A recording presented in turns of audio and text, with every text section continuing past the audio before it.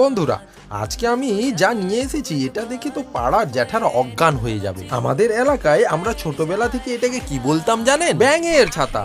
আর ভাবতাম এটা খেলে বুঝি ব্যাঙের মতো লাফাতে হবে। আমাদের মুসলিম সমাজে অনেকেরই ধারণা ছিল যে এটা খাওয়া যাবে না, অথচ বড় হয়ে গুগল মামা আর হাদিস ঘেটে জানতে পারলাম আরে এটা তো আমাদের প্রিয় নবী হযরত মুহাম্মদ মুস্তাফা সাল্লাল্লাহু আলাইহি ওয়াসাল্লামের প্রিয় খাবারের মধ্যে একটি। এমনকি এর ঔষধি গুণের কথাও হাদিসে আছে, আর আমরা এটাকে এতদিন ব্যাঙের রেনকোট ভেবে এড়িয়ে গেছি। তাই আজ বাড়িতে সরাসরি মাশরুম মশলা অভিযান শুরু করলাম। গন্ধে মনে হচ্ছিল খাসির মাংস এর কাছে ফেল। বিশ্বাস করুন, এটা দেখতে যেমন রাজকীয়, খেতেও তেমন দুর্দান্ত হয়েছে। এখন আর লাফাতে হবে না, শুধু স্বাদে মন মেলাতে হবে। আপনারাও যারা ভয় পেতেন তারা আজই ট্রাই করুন।